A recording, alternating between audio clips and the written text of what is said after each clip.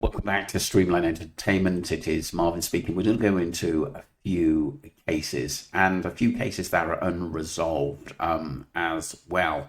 Any updates on other cases that we've covered, missing Jack O'Sullivan, and many of the other cases that we cover as well? If there's any real updates, then I will put the videos out there, but we must move on and do other things as well. There's obviously other missing people as well. This is a disappearance of Sam Heslop. So Sam Joan Lillian Heslop, born the 19th of December 1979, is a British woman who went missing from a catamaran moored in a bay off the western coast of St. John, one of the United States Virgin Islands, in March 2021. So this is over 4 years ago now, people. She was last seen by the third party at a restaurant on the 7th of March and was believed to have taken a dinghy with her boyfriend back to the yacht she was staying on. He reported that she was missing sometime after 2:30 a.m. local time on the following day, 8th of March 2021. Since that time, there have been multiple searches. However, there has been no indication of what happened or why she went missing. Pretty bizarre. So Heslop, originally from Southampton and 41 at the time of her disappearance, was staying on a 47-foot, 14-meter long catamaran, the Siren Song, so that was the name of the catamaran, in the US Virgin Islands. Heslop was working with her boyfriend, Ryan Bain, a native of Michigan, on the catamaran as a chef in the luxury yacht business. They were available for private charters. Previous to this, she had been a flight attendant for Flybe, meeting her boyfriend sometime in 2020 on the dating app Tinder. Heslop and her boyfriend went to the island of St. John for dinner on the 7th of March 2021. The couple aboard the boat's Siren Song was observed earlier in the day by another couple on a adjacent boat, and they stated that all seemed to be calm. They should have left the restaurant by 10 o'clock and returned to the Siren Song, as the island was under COVID-19 curfew at that time. The catamaran was moored in Cruz Bay, some 200 feet, 61 meters from the shore, which is not really that far, to be honest with you, which would have meant the two taking a dinghy between the shore and the catamaran, which you would have thought if the water was calm, it would have been kind of easy. And it was said that the water was calm that morning.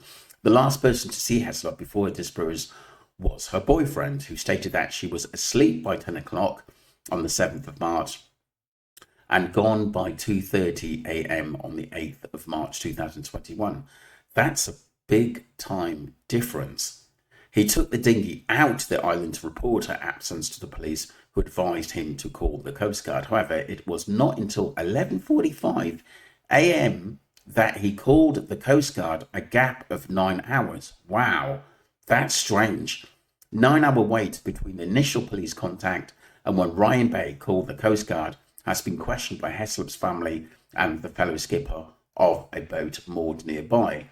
Heslop's father said, "It just drives me nuts what happened between 2 o'clock and 11:45 a.m. in the morning." Yeah, well, definitely. He didn't shout or holler. He didn't ask for nobody. He just made a phone call to the police. There's just no answers. Despite the police being invited onto the boat, it was reported that the boat has never been searched. Wow, that's strange. Or its owner questions about Heslop's disappearance. The refusal to allow authority to search the boat was on the advice of the boyfriend's attorney. That's bizarre. That really is bizarre. Why didn't the police get a warrant? However, local police did issue citations to Bain on account of not being allowed to search the boat, for not having registration documentation, and for safety equipment violations. The citations are all civil matters and do not contribute to criminal charges. Fair enough. Heslop phone, wallet, and passport, which were left behind on the catamaran, were all passed to police. Police on St. John searched the coastline with drones, divers and sniffer dogs, but no evidence was found of heslop.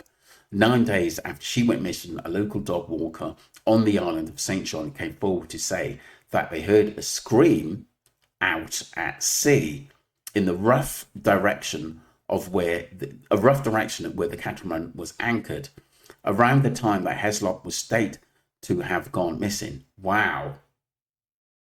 That's not good at all, people. 2 weeks after disappearing, the FBI were called in to assist with the investigation. A family friend said that heslop was level-headed and a strong swimmer, adding that she couldn't understand why heslop would get out of the bed to go for a swim between the hours of 10:30 and 8. And if she'd been drinking and eating and had a bottle of wine, and basically boyfriend said, look, she was asleep by 10, that's odd. Hours of 10:30 and 1 o'clock in the morning. I know she wouldn't. Another friend said much the same about heslop. She is one of the most organised people I know. This is someone who sailed across the Atlantic without incident, only to disappear 100 foot to 30 metres from a shore. The piece in the puzzle does not add up. The family of heslop claimed in November 2022 that the Virgin Island Police Department showed them CCTV footage of Bain and heslop leaving the restaurant bar complex. However, the police stopped the video before the footage ended, refusing to show them the rest, and also refusing to release the tape to case as it was prejudicial to a future court case. Part of the complaint about the heslop family was that in the footage she was not in what she had been described as wearing, according to the last witness statement. It was stated that she was in a black dress with flowers upon it, but in the CCTV imagery, she was observed wearing a top with either shorts or a skirt. Sounds like a bit of a cover-up to me. The black dress was also not among items returned to the family after her disappearance. In November 2021, the boat Siren Song was put up for sale at $167,800, $229,000, with its name removed. How odd. Family and friends of heslop were alerted to its sale by locals in Grenada, where it was moored. They called for a full forensic search of the vessel, something which they claim has never been done. In 2025, I'll go through this documentary as well, people, eventually. This is just part one. A BBC reporter made a documentary about heslop's disappearance called Missing in Paradise, Searching for Sam.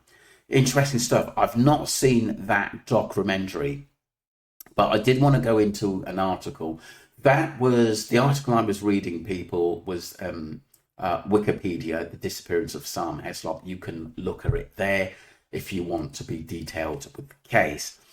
The Evening Standard, and this was basically 4 days ago, people, by Ben Mitchell.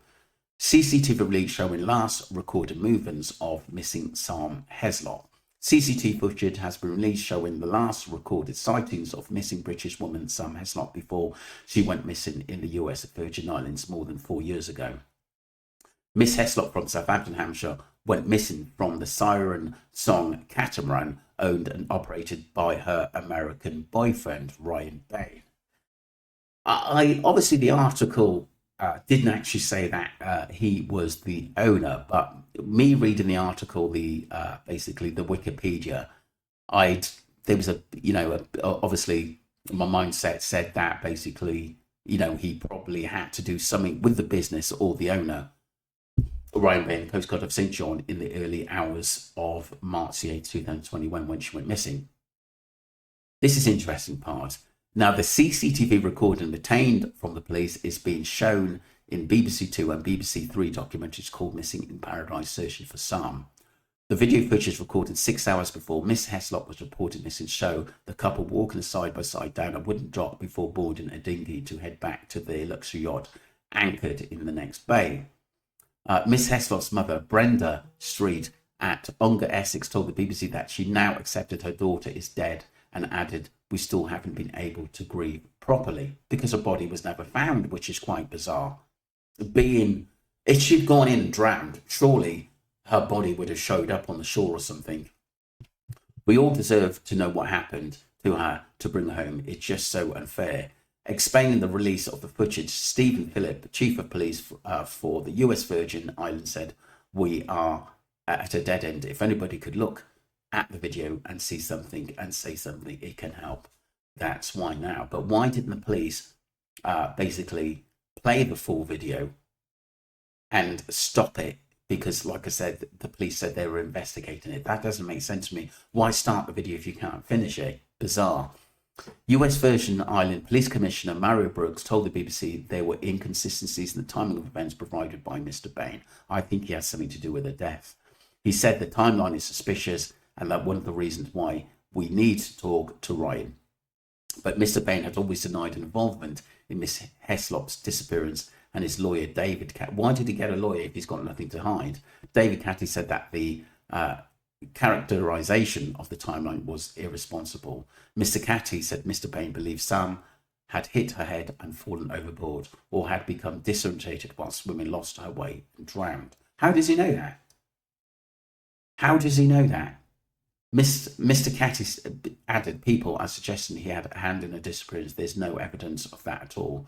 Missing Paradise Searching for Sam starts on BBC Two on Wednesday at 10 p.m. to receive the best stories in your inbox. Oh, so just to confirm, people, this is actually on tonight on BBC Two. I have to have a look at it. This is part one on this, but this is very, very interesting.